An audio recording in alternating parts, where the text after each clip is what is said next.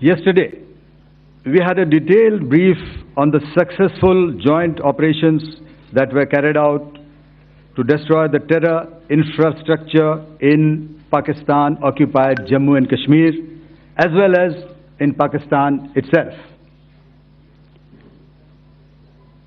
We also iterated that our fight was with terrorists and their support infrastructure and not with Pakistan military.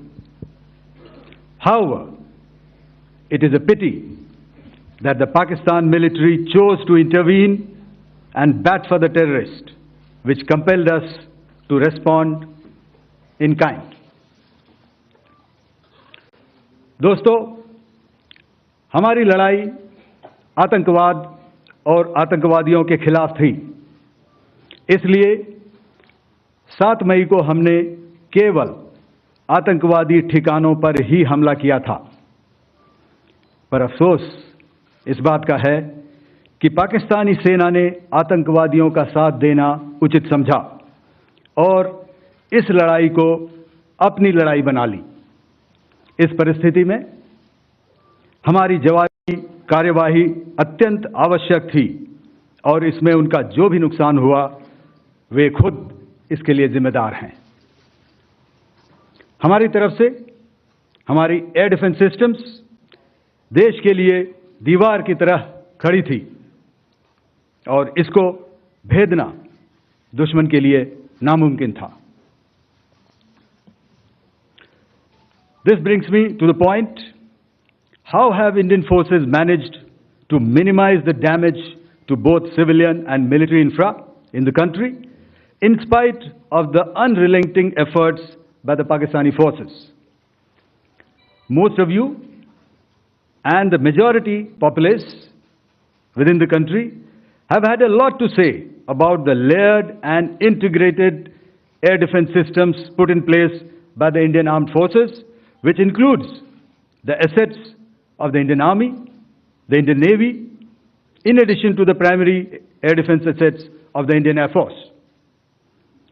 As you all are well aware, this robust AD system comprises of a large variety of multi-layered AD sensors and weapon systems, from point defense weapons like the low-level air defense guns, shoulder-fired manpads, and short-range surface-to-air missiles or SAMs, to area defense weapons like the air defense fighters and longer-range surface-to-air missiles within our inventory. Additionally, the numerous waves of drones and unmanned combat aerial vehicles employed by Pakistan were also thwarted by the indigenously developed soft and hard kill counter-US systems and the well-trained Indian air defense personnel.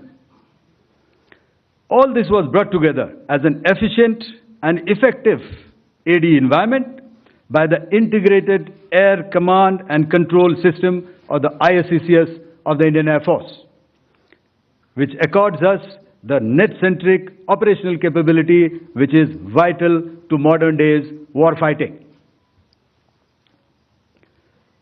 While much has been said and written about the newer systems, I would like to place on record the performance and efficacy demonstrated by even the older battle-proven AD systems like the Pechora, the OSA AK, and the LLAD guns in countering the Pakistani threat vectors in the current operations. They were all modern generations, but these battle-proven systems stood the test of time and took them on head-on. Another highlight has been the stellar performance of the indigenous air defense weapon system like the Akash system. Here, ladies and gentlemen, I would like to mention that putting together and operationalization of this potent AD environment has been possible over the last decade due to unwavering budgetary and policy support provided by the Government of India in acquiring state-of-the-art equipment and weapon systems. Some of the results achieved in countering the enemy threat vectors over the last week are now being shown on the screen. Shown on the screen is the probable enemy PL-15 missile, which is of Chinese origin. This missile has missed its target, and you can see the pieces now which are available with us. Another weapon system or weapon which was found was the long-range rocket, the pieces of which you can now see on the screen. We have talked about the loiter munitions and the unmanned aerial systems, and here are some of the glimpses of those systems which we have brought down. To your right, with the right undercarriage or the wheel, you can see is the Kiya system, which is of Chinese origin with Pakistan. You can see some quadcopters, and you can see one odd Sonka drone hanging by the wire. All these have been brought down by our trained crew and air defense systems. As far as our offensive actions are concerned, yesterday I had already shared some details about the targets engaged by the Indian Air Force. The composite picture of the Indian Air Force targeting so far is now shown on the screen. As you can see, we have targeted the length and breadth of the adversary. I'm sure most of you would have already seen the effect of these strikes on ground, courtesy the large number of videos and photographs being circulated in the media. A few representative examples from the open source are now being shown to you on the screen. In fact, two of them. This is the strike on the Noor Khan Air Base. And you can see the effect. I'm sure most of you have seen the video. I have also picked it up from your sources only.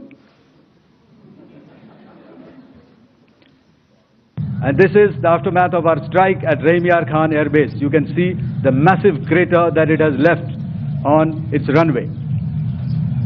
And you can see the pinpoint accuracy of our weapons.